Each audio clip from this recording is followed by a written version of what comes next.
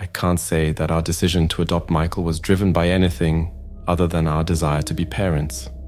My wife Julia and I had tried for years to have our own children, but to no avail. Adoption then seemed to be our last hope to complete our family. It was on a hot summer's day that we went to the orphanage, nestled in the hills of Bath. Everything there breathed history, from the cobbled streets to the walls of the orphanage, which was once a convent in the 18th century. The director of the orphanage guided us through the long corridors until we reached the room where the children played. I remember feeling a slight pressure in my chest as I entered the room, a mixture of anxiety and anticipation. It was then that our eyes found Michael. He was alone in a corner, putting together a jigsaw puzzle with an unusual seriousness for a 5-year-old. His appearance was fragile, his black hair closely cropped, and his eyes, they were so dark brown that they almost looked black. Julia knelt down beside him, making conversation. Michael looked at us with an intensity that disconcerted me, but answered politely. The principal, a grey-haired lady with thin-rimmed glasses, watched the scene, a shadow of concern passing across her face.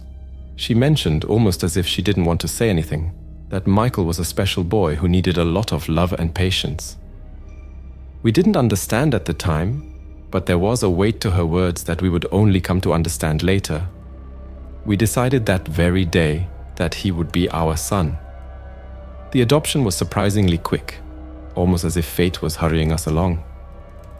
When we finally took Michael home, we felt a joy that hadn't touched our hearts for a long time. But the house, which had previously been full of light and joy, began to take on new contours with Michael's presence. There was something about him, a stillness, a shadow that stretched across the corridors of our home, whispering that perhaps we had opened the door to something more than just a boy. Our first days with Michael were a mixture of joy and strangeness. He adapted well to the routine of the house, always attentive and observant. Sometimes I would find him standing still, staring into nothingness, as if he was listening to something we couldn't hear. One evening, while Julia was preparing dinner, I went to his room to call him. I found Michael sitting on the floor talking quietly. I asked him who he was talking to, and he just smiled and said it was his imaginary friend. I thought it was normal for children his age to have imaginary friends, so I didn't take much notice. Over the next few days, I noticed that Michael liked to draw, but his drawings were unusual for a child. They showed elongated figures with lots of arms, and the scenes were always dark. When I asked him about his drawings, he just said that they were things he saw in his dreams. Julia and I began to worry, but we tried not to show it in front of him. The nights became more complicated. Michael started walking around the house in his sleep. We'd find him in different places every morning, always muttering something indecipherable. I would wake up in the middle of the night to the sound of footsteps in the corridors, and when I went to check, there was Michael, pacing back and forth, as if he was following someone we couldn't see. Michael's strange behavior began to affect the atmosphere in the house. Julia and I talked about it every night after he went to sleep. We didn't know whether to see a doctor or a psychologist. We were afraid of what they might tell us. What was initially just a feeling of strangeness began to turn into a worrying feeling of fear. Something wasn't right, and we had to find out what it was before things got completely out of hand. The routine in our house changed drastically. Julia and I began to notice that the atmosphere became heavier, especially at night. It was as if the air was thick, difficult to breathe. Sometimes, in the candlelight, we could see shadows moving through the corridors. They were quick, almost imperceptible, but definitely there. It was as if the house had taken on a life of its own, a life that didn't want us there. On one particularly quiet evening, while I was reading in the living room, Michael came up to me with a disturbingly serious look on his face. He started talking about my parents, who had died many years ago in a car accident. Michael never knew about it. We never mentioned anything about my parents, let alone the accident. But there he was, describing the accident in details that only someone who had seen it could know. It chilled me to the core. How could he know such things? The next day, while I was cleaning out the attic, I found an old diary hidden among some boxes. The yellowed pages talked about entities and possessions, about how certain spirits could attach themselves to people or places.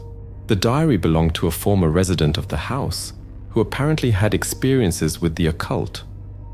I wasn't superstitious, but after recent events, any explanation seemed valid. The objects began to move on their own. One night, we saw the books on the bookshelf being thrown to the floor without anyone around. Another time, the paintings on the wall changed position while we were sleeping. All this was accompanied by a chill that set in every time the sun went down. Michael seemed the only one calm amidst the chaos, often standing still, staring into the void, smiling at something or someone that only he could see. These supernatural events were pushing us to the limit. We no longer knew what to do or who to turn to. What had started out as a hopeful adoption was turning into a nightmare that neither Julia nor I knew how to face. One stormy night, with lightning cutting through the dark sky, something happened that would change our perception of Michael forever. Julia woke up with a choked cry, her pale face illuminated by the occasional flash of lightning. She dragged me to Michael's room, where we found him talking quietly to a shadowy figure that disappeared as soon as we turned on the light. I wanted to believe it was just a shadow, but the cold air and the smell of sulfur were evidence that something else was there. Over the next few days, Michael fell ill. His temperature rose and fell without explanation, and he muttered voices in his delirium. Voices that weren't those of a child. Voices that whispered in languages we didn't know. Julia, terrified, spent sleepless nights by his bedside, while I searched for any logical explanation for what was happening. The house seemed to shrink around us, the corridors and shadows increasingly threatening. Desperate, I sought help from a local priest. I knew him by sight. I always saw him walking through town with a kind smile. But when he heard my story, his countenance changed. He told me about evil entities and how, on rare occasions, they could attach themselves to a person or place. His advice was straightforward. Michael was possibly under the influence of an entity that didn't belong in this world. He suggested that we perform a purification ritual in the house, something I never thought I would do in my life. We armed ourselves with holy water, crucifixes, and a lot of hope. Julia and I did as the priest suggested, sprinkling holy water in the corners of the house and reciting prayers we had never said before. That night, as we performed the ritual, the air became heavy and we could hear laughter and whispers coming from the walls. Michael, however, slept soundly, a sleep so serene that he seemed far removed from all the evil we were facing. It had been a long night, a silent struggle against something we couldn't see, but could certainly feel. Deep down, I knew that we were only just beginning to understand the gravity of the situation we were in. It was unknown and frightening territory, and I feared what was yet to come. In the days following the ritual, Julia and I tried to maintain a normal routine, but isolation became our new normal. The attempts at purification seemed to have given the phenomena some respite, but not for long. The tranquility was superficial, and soon the disturbances began again, more intense than before. Glass broke for no apparent reason, and the sound of something heavy dragging through the attic became commonplace during the nights.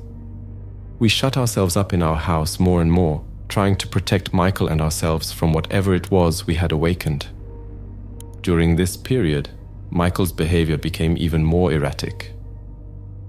One morning, we found him in the garden at dawn, burning small objects that he had collected from the house.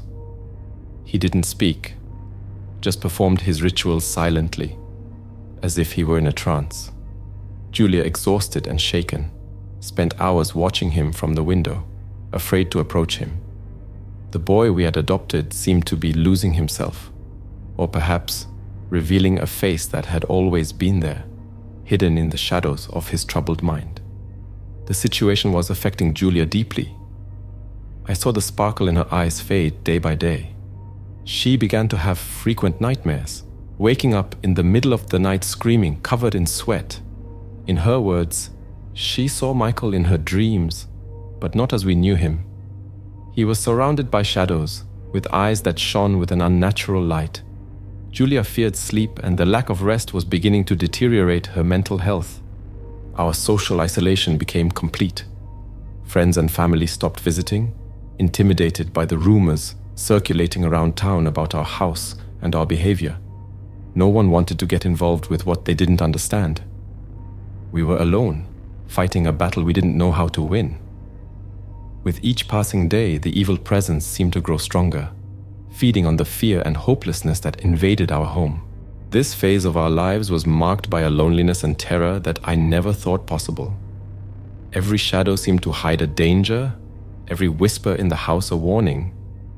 We were trapped in our own home, a place that should have been one of refuge and peace, but which had become a dark prison. As the days passed, the intensity of the horror in our home escalated to unbearable levels. The nights became a symphony of terrifying screams and laughter that seemed to emanate from the walls. Michael, at the center of it all, alternated between moments of frightening calm and fits of violent rage. On one such night, as the sound of grotesque laughter echoed through the house, we found Michael in the hallway, staring into nothingness, smiling at something only he could see. Animals started turning up dead in our yard.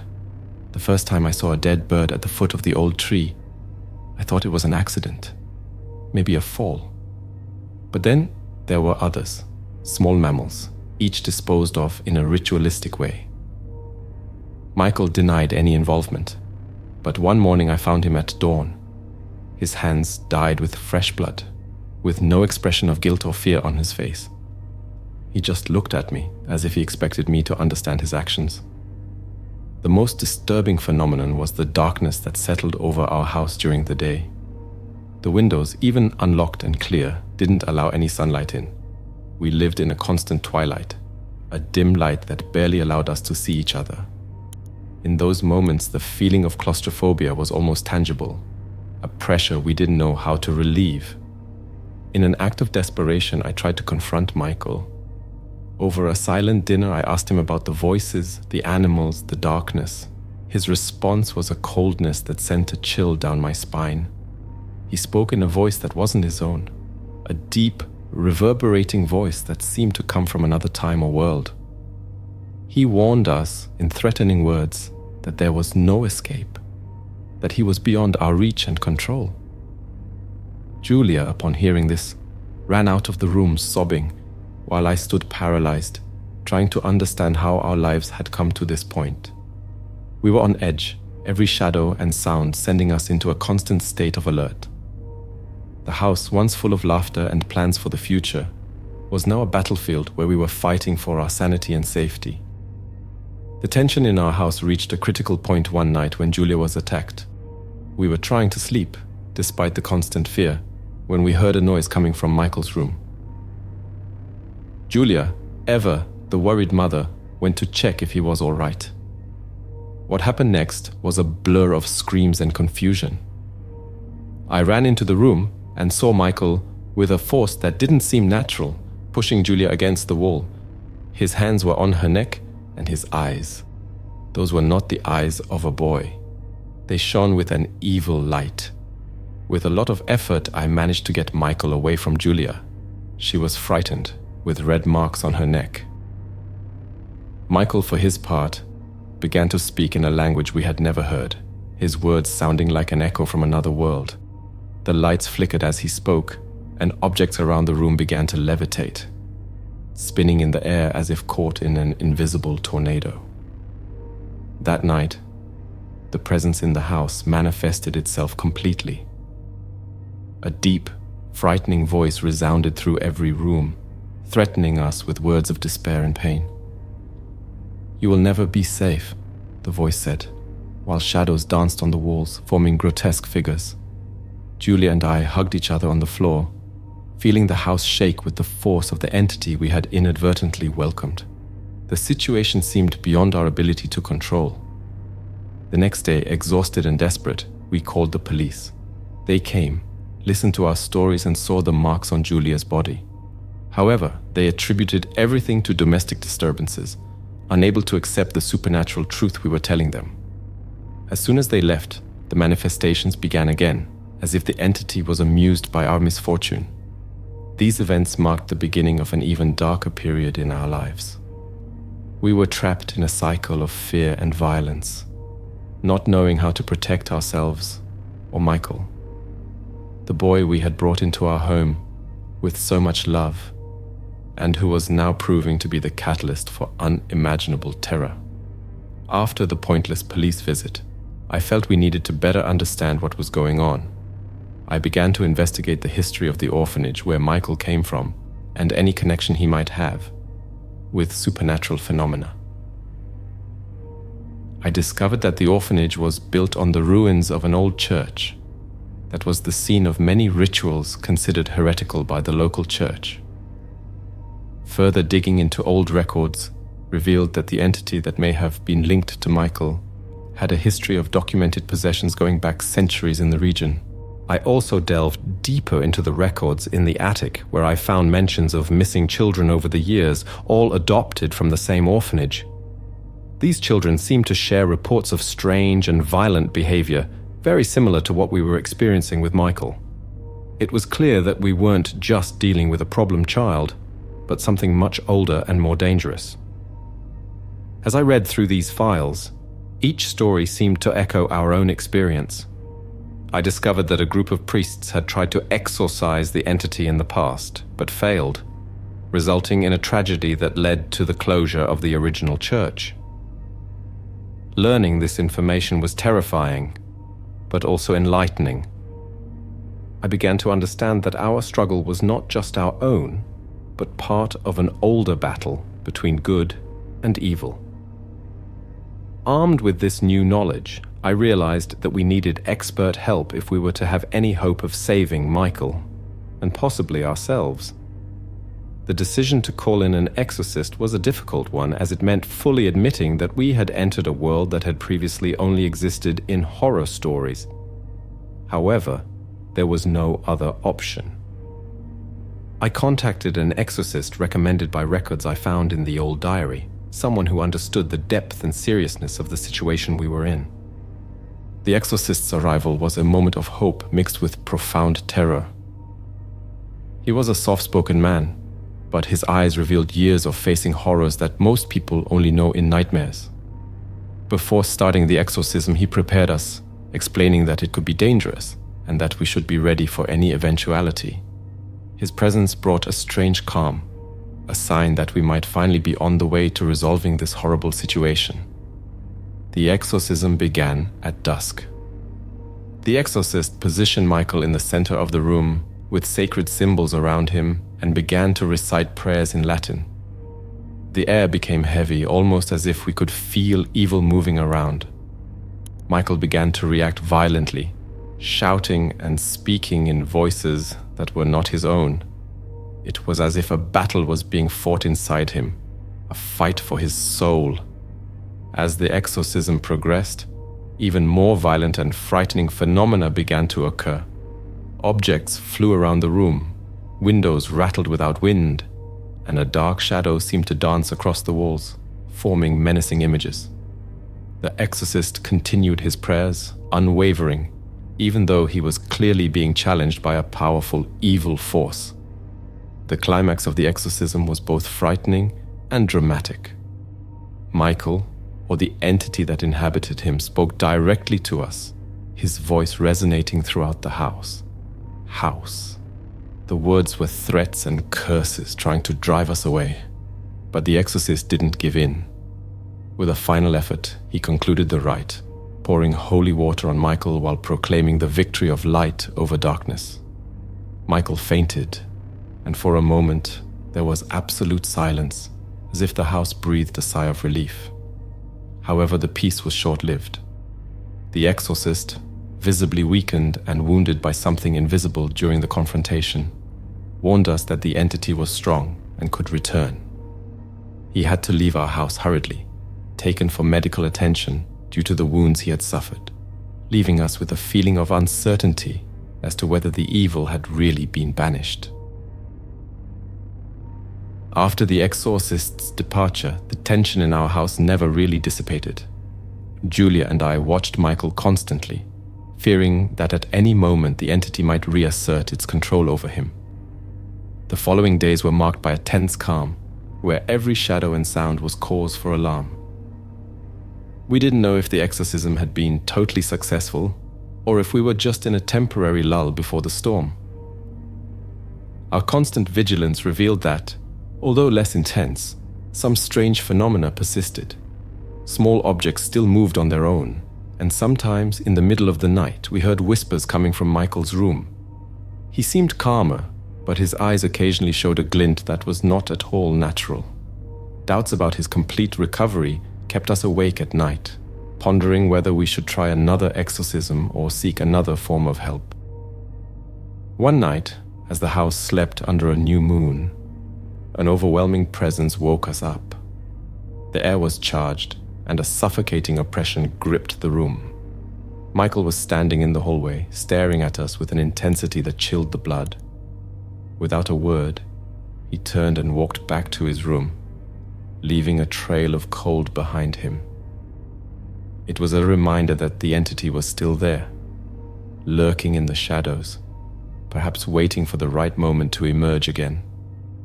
In the days that followed, the gloomy atmosphere and the constant feeling of fear became our permanent companions. Julia and I knew we were living on the edge of a precipice, always waiting for the evil we had brought into our home through Michael to manifest itself in full again.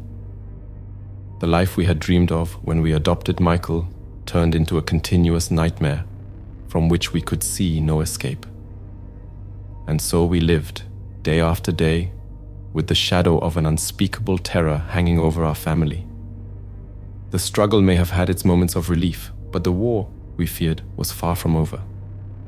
Our home, once a place of love and laughter, was now just a silent battlefield, where every corner hid possible horrors that challenged our sanity and threatened our existence.